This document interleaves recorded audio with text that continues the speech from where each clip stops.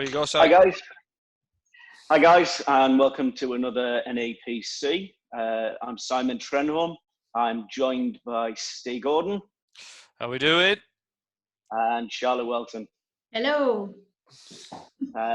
This week we're going to be mainly talking about sleep and sleep habits, what makes good sleep habits, how you can improve it, and basically if people are struggling with sleep.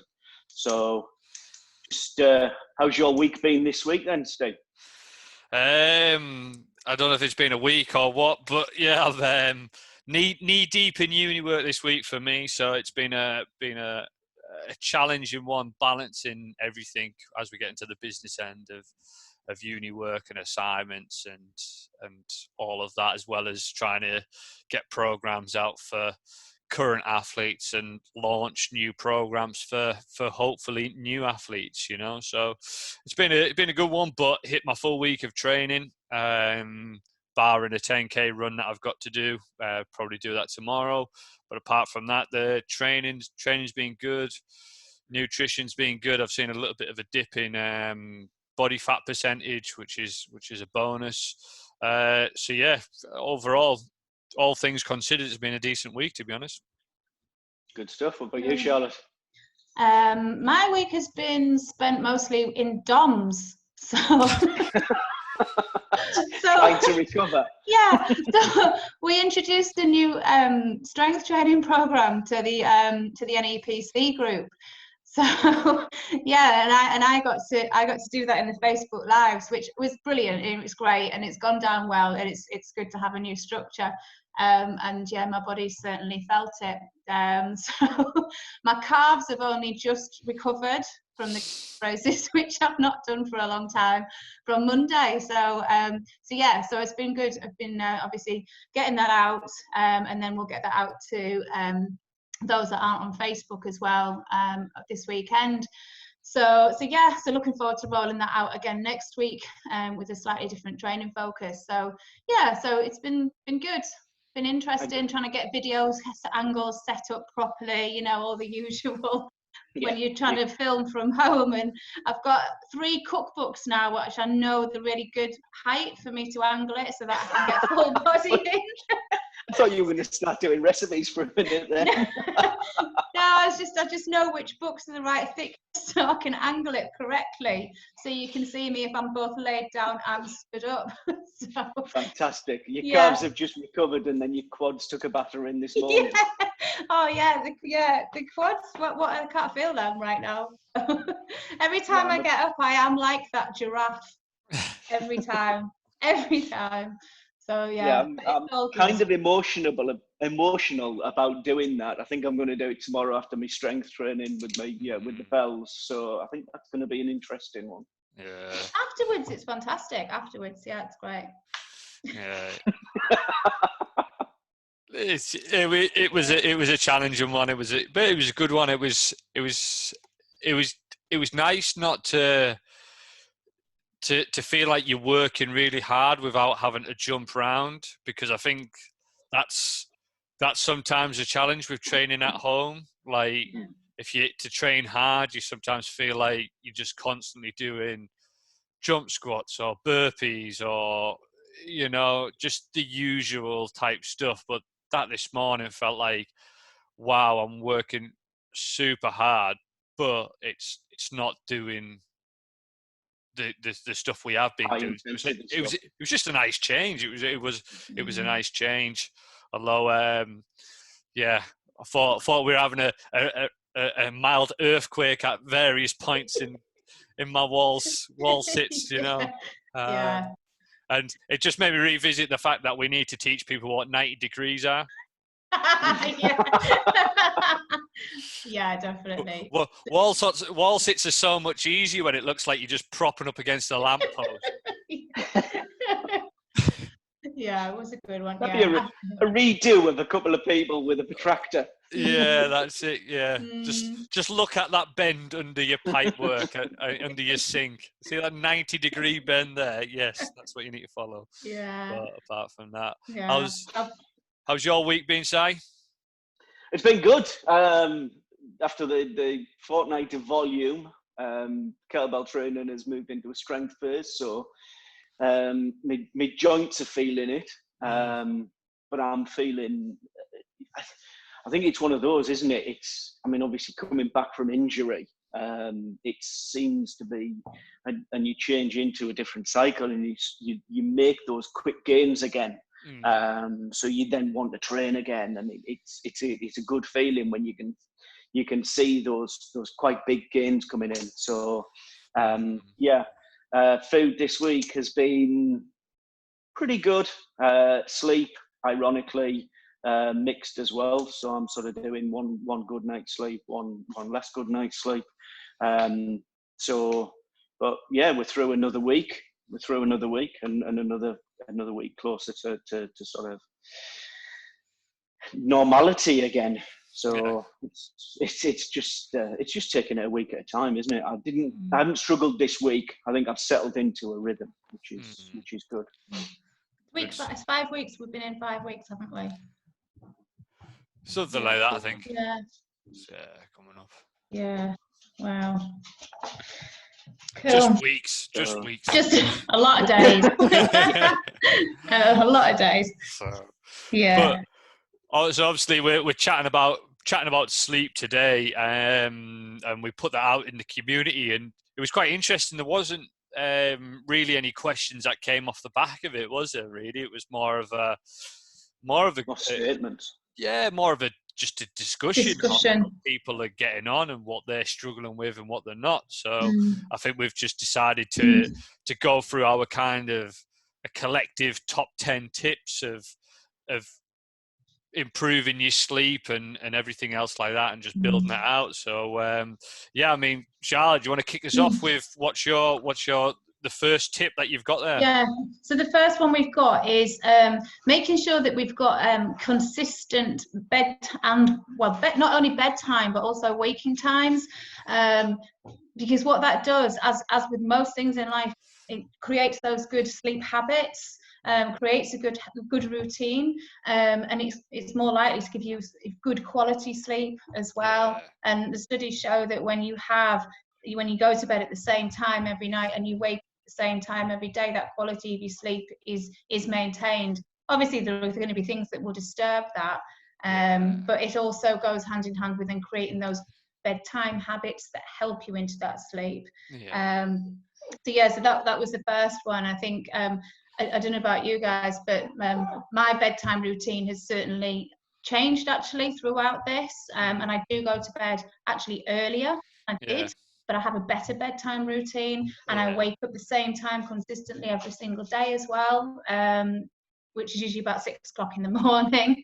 As I've got older, it's got earlier, but it does definitely, my sleep quality has definitely gone up actually since I've done that.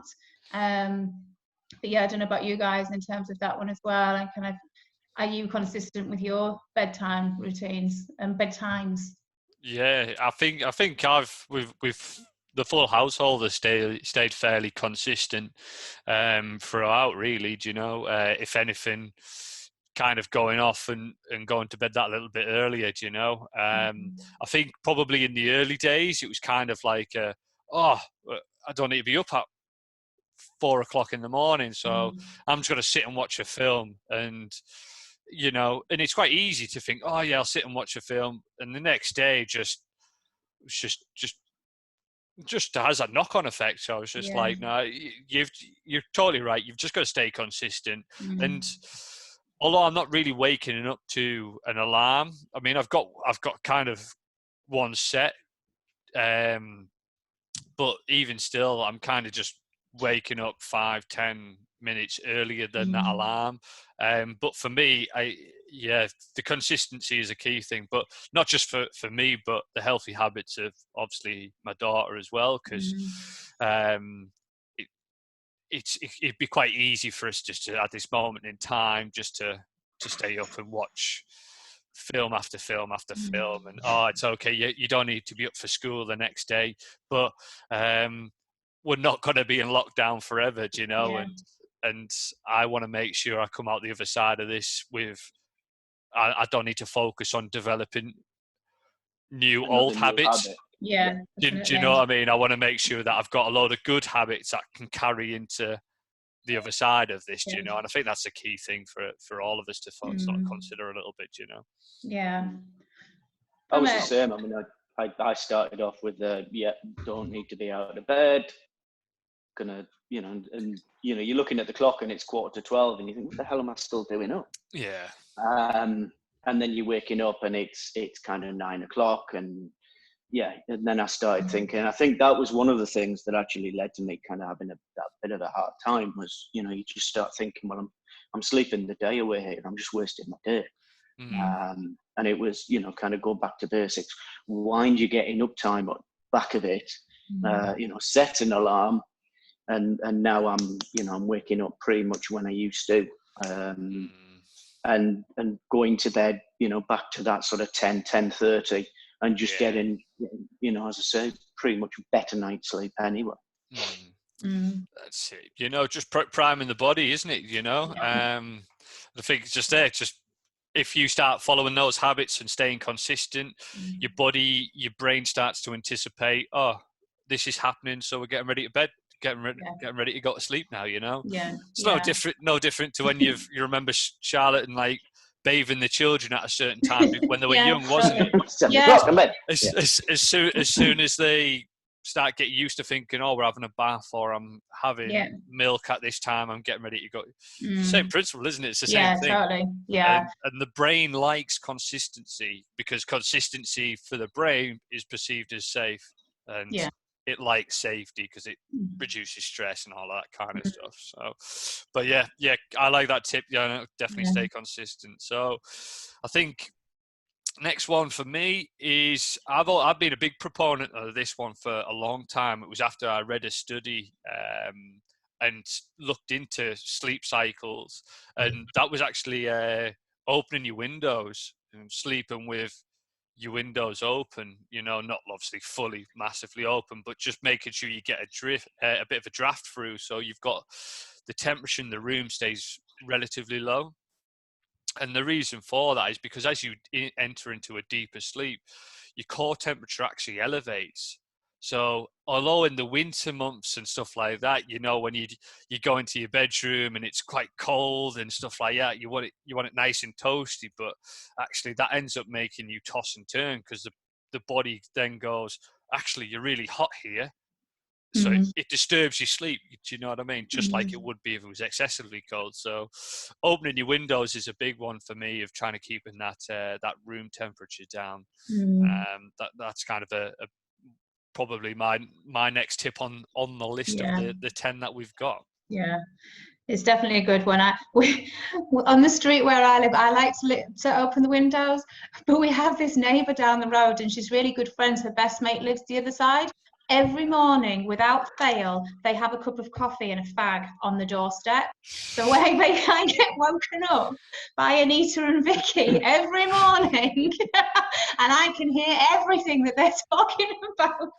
So I love sleeping with my window open, and then I know everything that's going on in their life. It's hilarious. I'm always awake before them, but it's like I know what time it is. I don't need to know. Well, your alarm's going to go off in 5 minutes' time, and they're there. They literally sit on the doorstep with a fag and a cup of coffee. Not so much now. They don't do it now. They distance. So now they just shout across the street. Oh, great. I know. Yeah. I know. So now all the neighbours know what's happening. Yeah, exactly. Yeah. But yeah, I think as well, and I know you're going to roll your eyeballs here, but from a woman's perspective, opening your window massively helps as well, because if you do wake up and you're hot, that can really disturb your sleep. So I started doing that a couple of years ago anyway, just because it was like I was getting so hot, and I know a lot of the female listeners or viewers will also appreciate this, and it helps massively. I know we've had this conversation, Simon, about people you know as well, and it's a big one for me. And sometimes it's freezing, but better than waking up in a hot sweat. But the other thing, we know alcohol, and we'll touch on alcohol later. We know that disturbs your sleep, but I know when I've had a couple of glasses of wine on a night, because I wake up at about 3 o'clock and my kidneys, the heat coming off my kidneys, just in my lower back, it's seriously. Is it dependent on which grape it is? No, doesn't matter whether it's grape, grain, anything. My kidneys start now. Whether this is just me or what, I don't know. But yeah, I mean, I really feel my kidneys working overtime. Yeah. Which that's a good one. kind of you would expect. So it's just another byproduct of alcohol, which, as we say, we'll come on to later. Absolutely. So, and I think to run alongside that one in terms of opening your windows is actually, we're able to capitalize on it massively now is sunlight. Really, really important. Get out there, because actually the sunlight will have a massive impact on how you sleep. So getting out, getting in the back garden, going for your walks, just absorbing as much vitamin D as you possibly can, which is then just going to help melatonin levels and all the brain and the feel-good chemicals within your brain will just help you sleep. So yeah, whilst you've got it, capitalize on this sunshine, guys. Yeah. Well, it's not a coincidence, is it? If you go to the beach or something and you spend the day out, that you're falling asleep on the way home. It's because the brain is ready for that sleep because it's had exposure, isn't it? So, just like you say, get outside as much as you possibly can. Yeah. Cool. It's that daily cycle, isn't it, that your body wants to go through, that 24-hour circadian cycle that your body wants to go through. So it's not just sleep cycles, it's within the day as well. So it resets everything nicely. Definitely. So, that's it. So what's your next tip then, Si? If we're on to number 3 now, mate. Got to be a bit of physical activity. Yeah. That's going to again just reset the cycles and sort of regular training. Is just going to help your body fatigue. But for me, it's getting that balance. Regular training is going to give you fatigue, but what you don't want to do is put a massive, massive training load too close to bed, because that's obviously going to be releasing cortisol, and that's going to affect your sleep patterns as well. How close is too close, Simon? Adrenaline. So it's getting that nice balance. I don't know. I mean, I find when I train anything later than 7:30, 8 o'clock, that's going to affect my sleep really quite badly. If I have a really heavy session, and obviously we're quite lucky in the hours that we work that we can get an afternoon workout. I find if I've done a heavy training session, kind of early to mid afternoon, I'm okay on a night, because everything's just settled back down again. If I train early morning, then I need to be inspecting my eyelids by about 1 o'clock, just seeing if there's any holes in. It's that Saturday lunchtime or Saturday early afternoon snooze.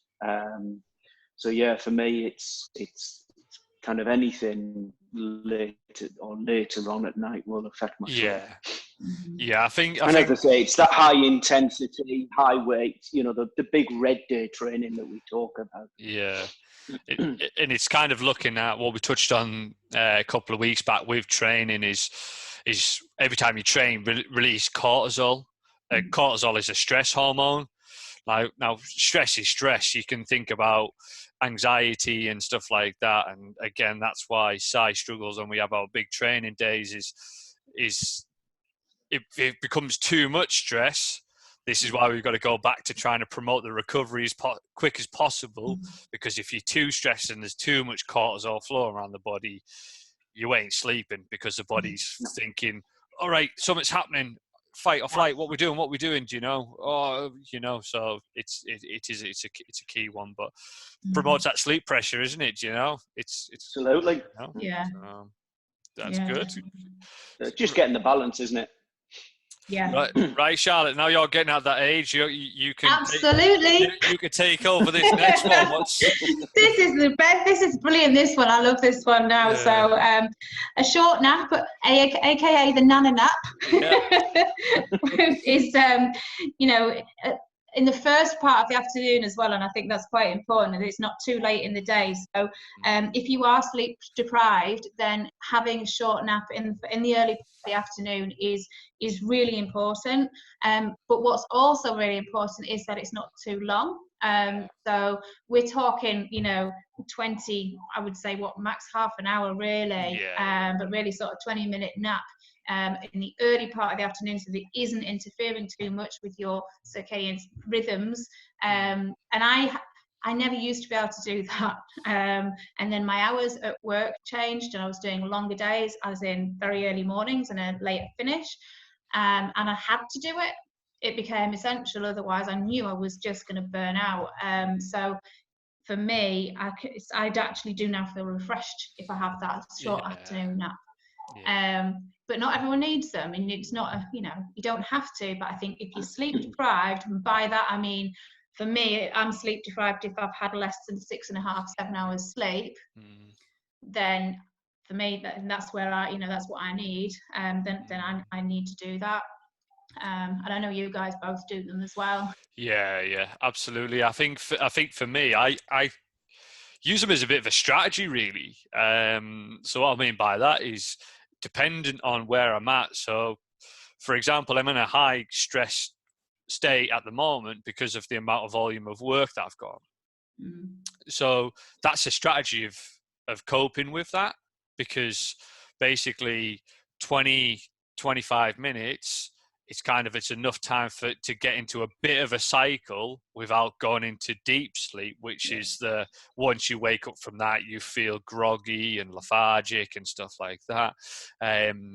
Sometimes I'll have what we call caffeine naps. So I'll have a coffee, then just basically lie down, sleep, and it takes about 20 odd minutes for caffeine to digest anyway. So that'll just start to, as soon as you wake up, you're kind of ready to rock and roll.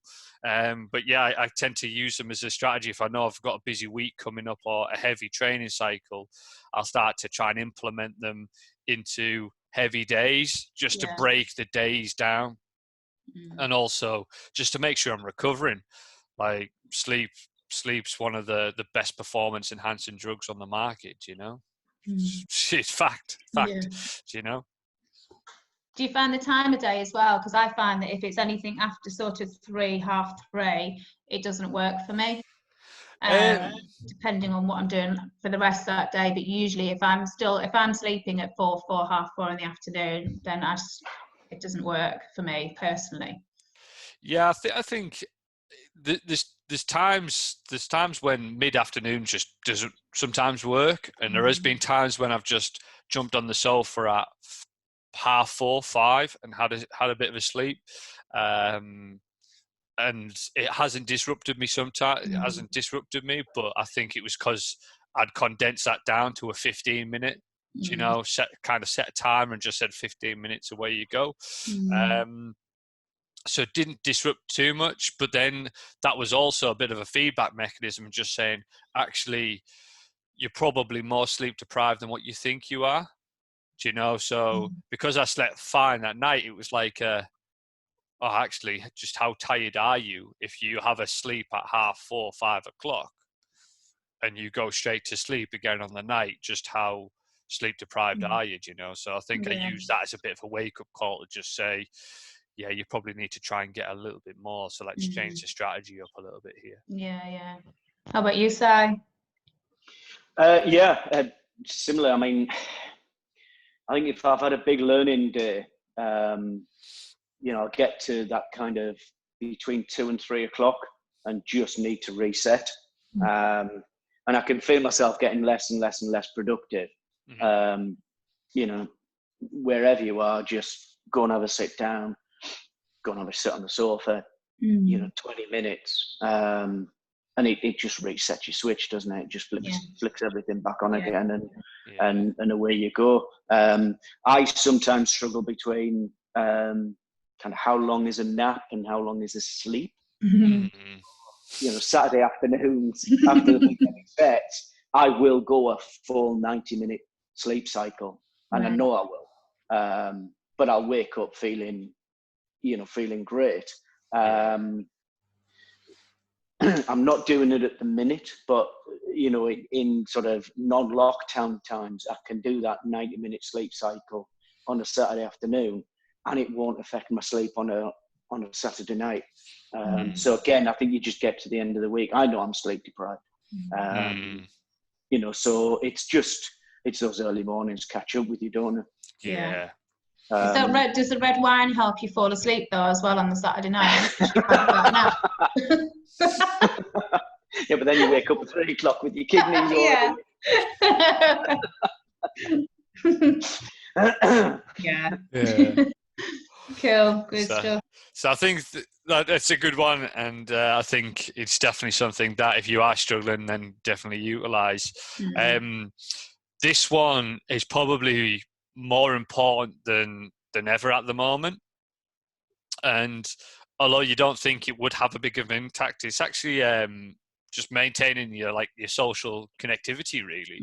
You know, making sure you're still socialising, making sure that you're just having a laugh, switching off, forgetting about it, just chatting to your friends. Yes, we're all going to love the day when we can just get out there and have face-to-face interactions with people we're close to and stuff, but at this moment in time we can't do that. But maintaining that social connectivity is never been more important. Now, there might be people that you find yourself actually, you've probably spoken to them more than what you would do normally.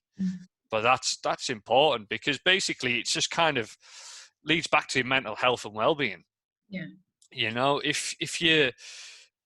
we've all been in that situation where we've kind of got a thought on our mind, and sometimes it's a bit of a negative one, and if we don't share it, it just festers and festers and festers. Or the old, oh well, I'm too strong to share any of my problems with anyone, so I'm just going to keep marching on and I'll be fine, and you lock it up, and then this little thing just gnaws away at you, and then all of a sudden you're just blurting out stuff and everything else as well. So actually staying socially connected with people is a really, really key one at the moment in time, just to look after your mental health and well-being. You know? Definitely.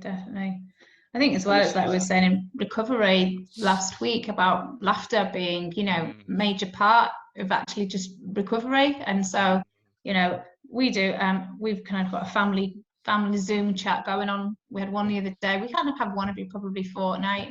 To be fair, it's probably, for me, as well, it's about that social interaction with my family, like my immediate family. Obviously, I'm lucky I don't live alone. But it's making sure that we socially interact, and that we're all just sat in the rooms, separate rooms. The kids are always upstairs, and we're making them come down, and we've been playing board games every now and again, and you know, so it's people within your house as well, you know, as well as, you know, and if you do, like you say, if you live alone, it is particularly important. Be interesting to see whether that actually continues outside of, you know, when we do. You know, when we are allowed back out and everything is open again, and kind of things return back to, in inverted commas, normality, you know, whether we will continue these habits that we're building now of, you know, instead of just phoning or sending text messages, because, you know, let's face it, text messages are easy, but actually taking the time to FaceTime or you know, Instagram video call or Zoom, or, you know, whichever it is, it'd be interesting to see that, you know, people are actually continuing that as well. I hope so. I do. There's a lot of people saying that they will never take things for granted again, aren't there? I think there's a lot of these things on social media going around, and we'll see. I'd like to. The idealist in me would love that to continue, but the cynic in me is, you know, what's human nature, and what will revert to what we've always been doing. But who knows? Who knows? Yeah, that's an interesting one. The whole of the conversation, isn't it? That's it. So we have arrived at red wine. number 6. Mr. Trenholm, do you want to take this one, mate? Do you want to take this one? So we're talking about the avoidance of alcohol and large meals, aren't we? Two of my favourite things in life. That's it. There's definitely Definitely an never know. oxymoron you talking about this one, isn't it? Yeah. So as we've already hit on, alcohol will affect your sleep, but also large meals too late at night, and especially eating too much protein late at night can have a big old effect on your sleep. So too much protein is going to release brain hormones that actually make you more alert. So that's going to affect your sleep, obviously. And then alcohol being a depressant, it's your body works to counteract that, usually at about 3 a.m. when your kidneys are on fire. So, it's just trying to limit that amount of alcohol. And I think with lockdown, people have turned, are drinking a lot more because they don't have I'm going to work tomorrow, therefore I've got to be fresh so I can have a drink. It's a bit like a bank holiday every day, isn't it? And with that comes lower blood sugar levels, and then we feel hungry, so we eat. So it's cyclical again. So yeah, it's a spiral effect, isn't it? Do you know what I mean? And it's one of them things that it's easy to forget about. I know I sometimes struggle with this in terms of having meals so close to bed, just in terms of training and stuff. And I know it does have an impact, because just as we get told you can't do two things at once, it's true. The body can't. The body can't digest a big old heavy meal because it's working hard. It's actually quite difficult for the body to break down meals. If we think about that Christmas meal and stuff like that as well, at first it's difficult, but when it starts to break it down, it does send you to sleep a little bit as well. But we've got to remember, it's not the immediate. Sometimes people are like, oh, I need to have a drink to switch off. We're not looking at the immediate sleep. We're looking at, because the immediate sleep isn't necessarily the sleep that gives us the biggest bang for buck. It's the real deep, REM type sleep that makes a big old difference in terms of where critical hormones are released and stuff as well. So although there'll be people out there like, oh, I can't switch off unless I've had a drink, that's probably, one, is habitual, and two, you're sort of looking at the short-term gain for long-term pain there, Yeah, anyone can fall asleep after a bottle of red. Yeah. Is that sleep or is that passing out? Well, that's it. Yeah, that's the thing, isn't it? Yeah. And I can tell if I've, on the occasions where I've had more than 2 glasses of red wine, my sleep is shocking, absolutely shocking. And it's an age thing, obviously, as well. And it's got, I'm quite glad of that, the fact that, actually now probably 1 glass of red wine is probably my limit. And then otherwise I'll suffer in the morning, but my sleep will suffer massively from it. Yeah. I have no problems falling to sleep after a glass of red wine, none at all. but yeah, who does, But then, the other side of kind of the eating thing, if you're eating some complex carbs before bed, not huge amounts, complex carbs and some decent protein, but again, not too much, that's going to restore refill your glycogen levels, and it's going to help you sleep and keep you asleep. So it's getting that balance, isn't it? You're talking about huge meals. So yeah, because you could, you've got, your bedtime shakes, haven't you? Your sort of bedtime protein, which you've got slow release, which, your casein. So that, I've, in the past, I have had those, and that's been absolutely fine. That hasn't had a knock-on effect at all. But it's been 20 grams of amount. protein. Yeah, 20 grams of protein isn't going to affect your sleep. 60 grams of protein, on the other hand, it's going to have a big old effect. Yeah. Cool. So that brings us on to number 7. Lucky number 7. Yeah. So this is probably more for you two than me. You two are the caffeine, coffee connoisseurs, should we say? Not addicts, coffee connoisseurs. But so in terms of caffeine, and obviously that can have a big effect on your sleep, as we know, and it can vary from person to person, I think, as well. It's quite an individual thing, isn't it, in terms of how much caffeine you can drink, and how late in the day. For example, I know I'm okay up until about 3 o'clock, and it's not an issue. Mike, my partner, on the other hand, will not drink any caffeine after midday. It might be psychosomatic, but he swears and that will affect his sleep really badly. He just can't get to sleep. So I think people really need to be conscious of that and look at how much caffeine they are drinking throughout the day. Also, is it coffee? Is it tea? What kind of, how many milligrams are we talking per cup? Is it an espresso? Or so there's lots of different things, but it does have a major impact. It's probably one of the key things, isn't it, in terms of is it a nutrient? Yeah. But it's one of the key things that can have a big impact on your sleep. And it's the half-life, isn't it, that you're looking at with the caffeine? Yeah. That's the key thing. But but for me, I know I'm okay from about 3 o'clock, and I tend to drink most of my coffee probably before 11 anyway. Yeah, absolutely. I think I've been really in tuned with caffeine consumption,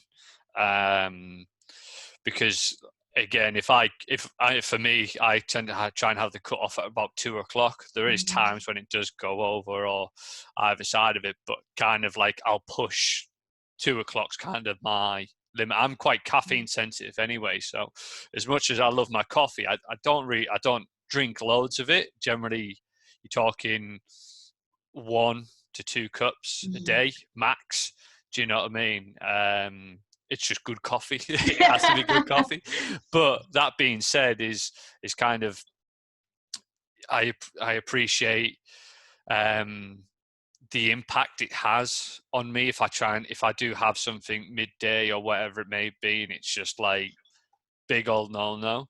But I'm also quite good in terms of knowing that when I've had too much caffeine, because there was a time where like, oh well, as long as I have it before 12 o'clock, I'll be fine, But kind of for me, two espressos, and that's kind of my limit. That's me done. Anything more than that.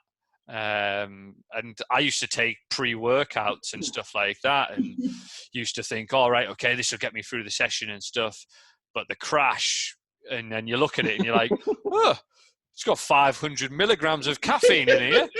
I wondered and you're why washing it down with Red Bull. That's it. I wondered why I felt rubbish, But generally speaking, I think it goes back to that monitoring. Everybody's different. But caffeine's one of those where you can fake yourself out. It is one of those things where the body can adapt to it. So this is why what I'll try and do is I'll try and definitely have a few days or at least one day a week where I'll just go caffeine free. And that's for the simple fact of just letting the receptors which are reactive to caffeine consumption, let them just sort of like settle down a little bit. Do you know what I mean? So it's just, I'm not sort of building up, that I'm not building my sensitivity up sort of thing, or suppressing it, should I say. I'm kind of like making sure that I've still got that sensitivity there throughout all the time, What are your thoughts on decaf? I'm probably going to swear at you, but what are your thoughts on decaf? So I think for me, sorry, Simon. It's decaf tea, all right, but not coffee. It's one of them. I think for me personally, I can tell the difference in the flavour. It does definitely affect the flavour, because what they have to do to get rid of the caffeine from coffee. So there's a few different, just to bore you a little bit, there's 3 different ways they can extract it. So they can extract it using chemical, which is generally what they do for the supermarket coffee. They can use a water type pressure, and there's another one that's the best way of removing it, which maintains the flavour but makes it expensive. For me, it's kind of like, it's that taste thing, sometimes if I want to boost, I drink something from Vivo Life, and they've got a thing called it's like a focus formula. So yeah. basically what it is, it's got like cordyceps mushrooms in there, lion's mane. So kind of like nootropics, which have been proven to switch on the brain and heighten brain activity, which helps you focus, but without the physiological effects that caffeine has, i.e. stimulating your heart rate and stimulating blood flow. It doesn't have that effect. So sometimes if I feel like I'm struggling, I want that a little bit of a fix or just to focus my brain, I'll have a cup of that, and that sort of takes the edge off it. But I think for me, trying to find substitutes, it's kind of like me going to somebody who brews their own beer and goes, "Oh, mate, have you got any alcohol-free beer there?" You know, that's it, isn't it? Yeah, it's the same sort of thing. But yeah, for me, I'm not a big fan of decaf coffee. You know, I think because I've had some clients in the past who've had this, and my stepdad's the same. He's like, "Do you want a cup of tea?" And it's kind of 10:30 at night, and I'm like, "No, I'll not sleep. No, I don't." But I have, sometimes it's that habit or the comfort of having a hot drink, isn't it? And it's not the caffeine that you want, it's the hot drink. So I do drink tea every now and again and drink Earl Grey. So I've bought like a decaf Earl Grey, and sometimes on a night, if I need to chill out and I just think I want something, then I'll have a decaf Earl Grey because the taste is fast, you know. But it's that difference between whether it's a habit or if you're actually looking for that stimulation, isn't it, from the caffeine. But so, and I know quite a lot of people who have that evening cuppa and then they're like, I can't sleep, and I'm like, just get yourself a decaf tea, you know. You like your cuppa, just switch to decaf. Simple, you know. But that's I usually, believe it or not, I usually switch from coffee to tea at around 11 o'clock, and then I'll switch over to decaf about 3. And I don't drink an awful lot of tea in the afternoon. But then the other good one for me for a night, yes, the R5s from Matt, you know, the amino acids, they're great, but just as well apple cider vinegar with lemon juice and honey in as well. It's you know, again, it's that the honey will help you sleep as well. So it's just another other drink that you can take. I keep meaning to try that, actually. I haven't tried it, but I know a lot of people that have and swear by it. Works really well. It works really, really well. Cool. Stuff. Right. Next one. 8.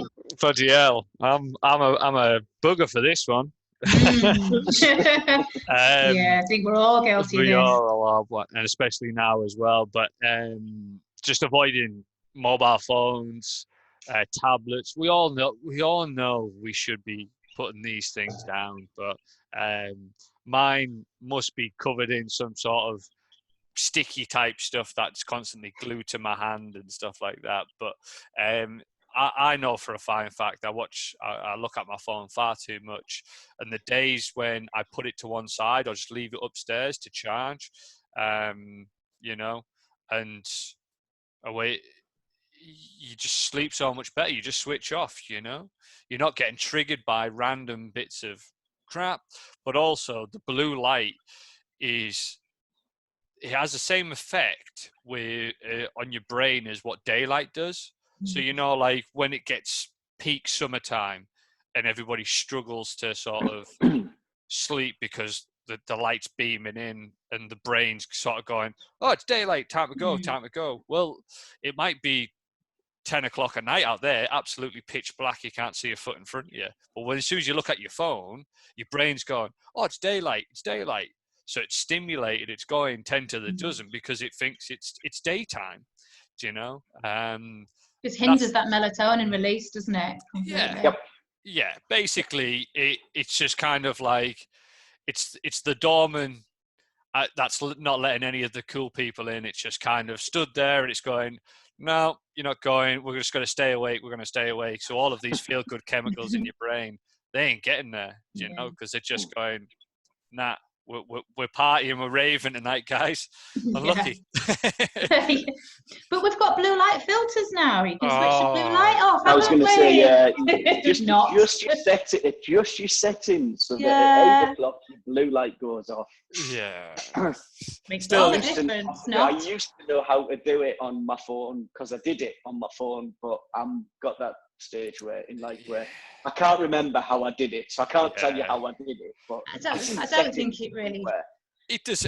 I'm not convinced. Well, you've got the blue light thing, but then you've got the other side of the coin, which is that constant thing. You know, even if you turn your notifications off, if your phone is there, you've got FOMO. What's going on that little tablet over there that I don't know about, and so you know, getting your phones, getting your iPads out of your bedroom, not sleeping with a TV, you know, in your bedroom, that sort of thing.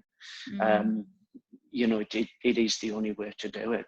Absolutely. Because I've got all the notifications turned off.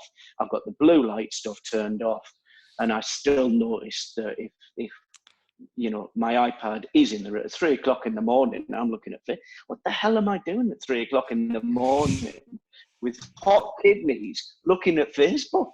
That's it. Exactly. So, guys, if you can avoid it, put your phone, put your tablets, and especially with your children. Yeah. Oh God, yeah.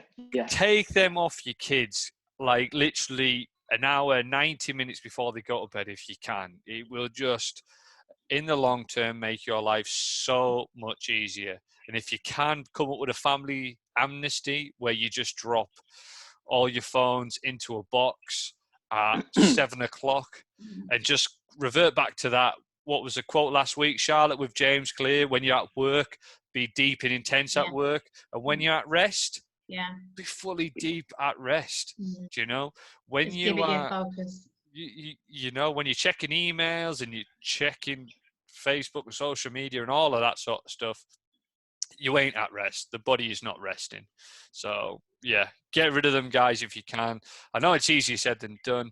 And a little habit, a little tip for you, if you are struggling, if you're one of these people that just relies on it, just try and go to bed 3 minutes earlier than you would do.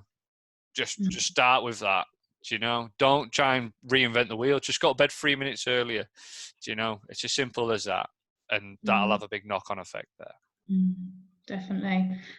I think one thing, just a very quick one on that, is the telly as well, the TV.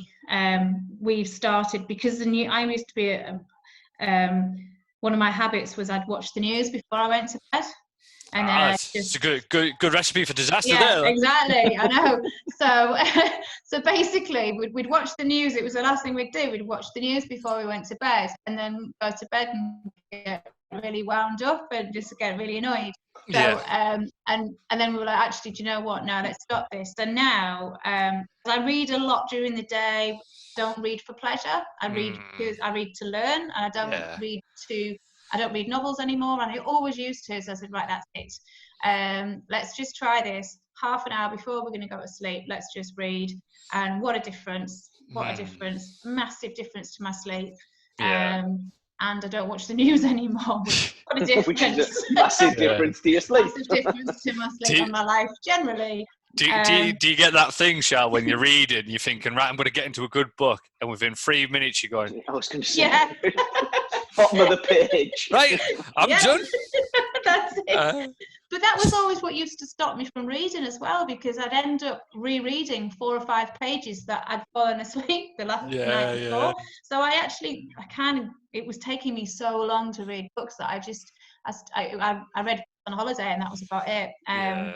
But yeah, last week I read a book. I've literally read a whole book. It's a novel, and it's just, so I've totally switched off, and I'm so pleased that I've created that habit back again. I've been wanting to do it for such a long time, and my sleep's never been fantastic, and now it's a lot better. So yeah, there's TVs off too. TVs. Good. As well as phones. Good stuff. If you want a book that'll send you to sleep, it's one strength training and coordination, an integrative approach fantastic information in it, but it ain't no nighttime reading. Oh, yeah. You ain't reading that and staying awake. I know. I've got a few of those on my shelf. Yeah. Definitely. Cool. Right. That So leads on to, I was going to say, that leads kind of nicely on to number 9, doesn't it? it does Yes. indeed. Just don't lay in bed not sleeping. Yeah. Because you build that habit of, and that association of, you need that association of, I'm going to bed, I'm going to sleep. Not, I'm going to bed, I know I'm just going to lie there for 3 hours. Or if you wake up in the middle of the night, I'm going to lie there for 3 hours. So if you can get a good book, which doesn't matter how good they are, by the bottom of the second page, I'm inspecting my eyelids for holes. It is a great way of just not just lying in bed and just tossing and turning and think I'm never going to get back to sleep, because it becomes that sort of self-fulfilling prophecy, doesn't it? You go to bed, you think I'm not going to sleep, and you don't sleep, and then you get stressed about that, and so it's just getting out of the habit of lying there awake, and getting back to the association of I'm going to sleep to bed. Oh, sorry, I'm going to bed to sleep. Yeah.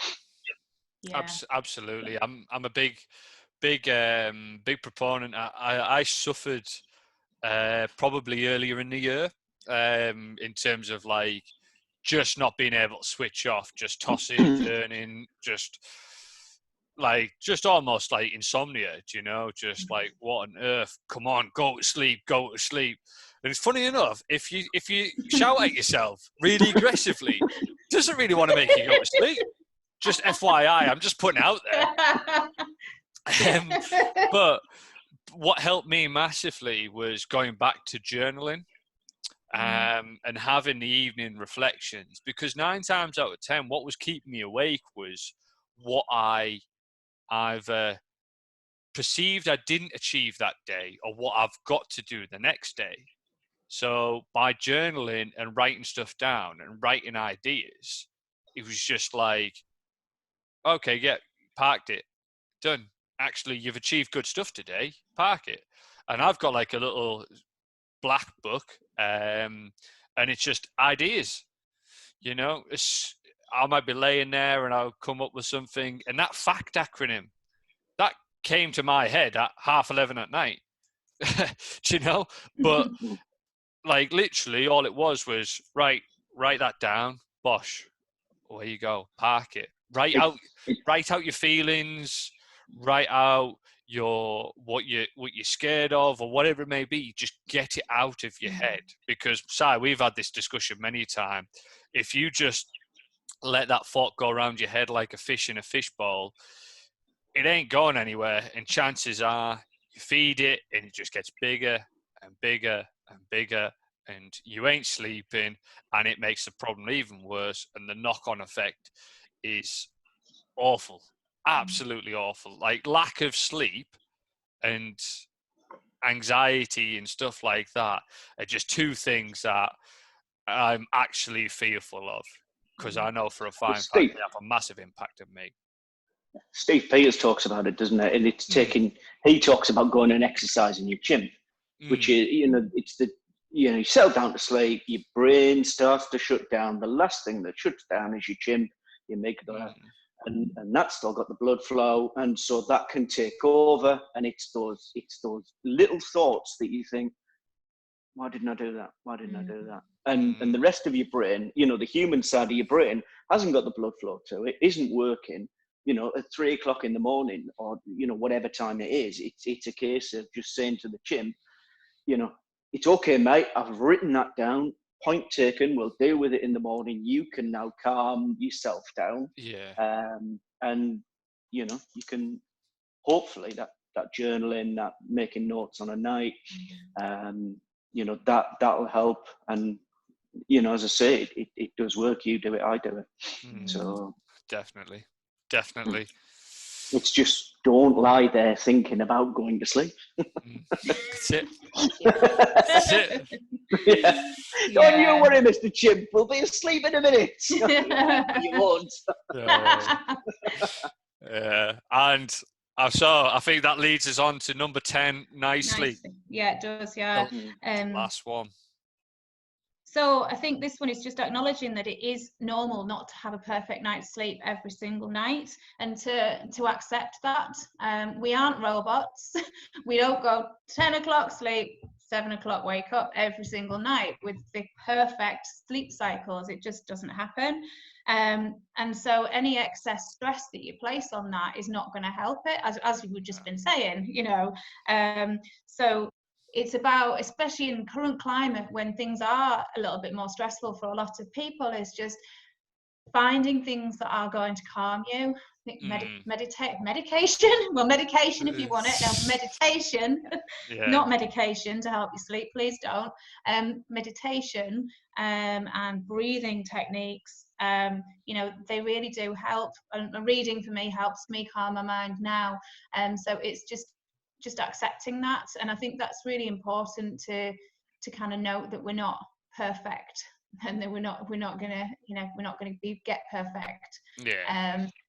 So yeah, and like you say, the more you stress about it, the worse it gets. And I've also been there, and I know that, and it isn't a nice place to be when you're overtired.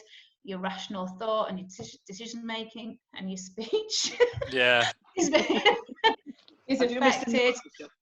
6.5 hours last night, funnily enough, because I was at my laptop till 10:30. How not to do it? But yeah, because all of those things are affected, and if it is really bad, you know, and there are lots of people that do suffer from insomnia, and it isn't a nice thing, then you know, you need to get help. You need to talk about it, and you need to actually get help, because there is no point suffering in silence. There is just, you know, it's never going to get any better.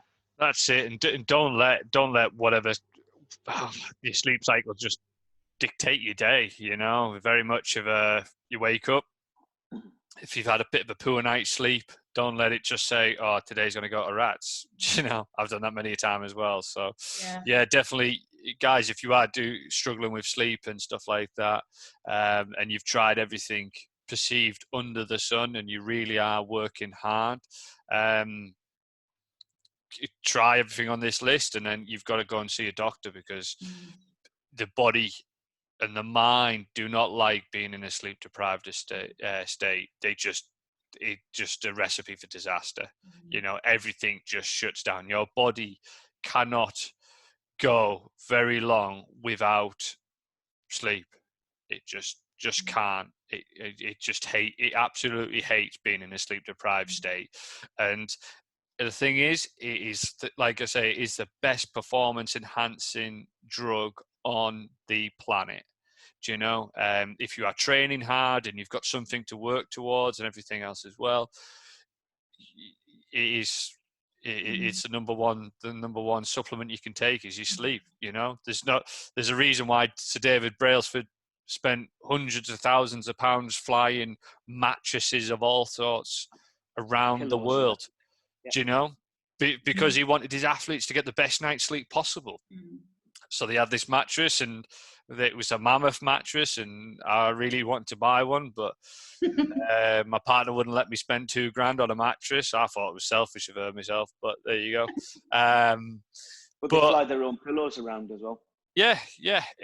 Honestly, it makes a huge difference. So, right, well, hopefully by the end of this series, people have probably fallen asleep.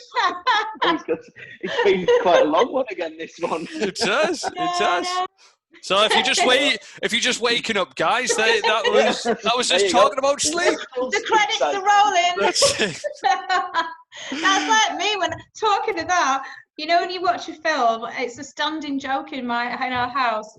Right, let's put a film on. Let's see how long Mum can stay awake for.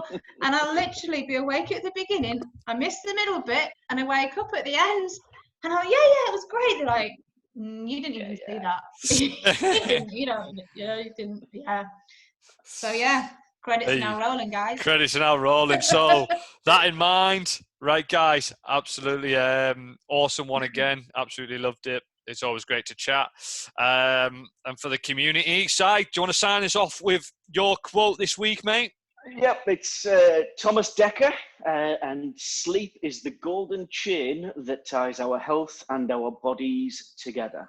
Nice. And with that, guys, sleep well. Sleep well. Have a good one, guys. Cheers, guys.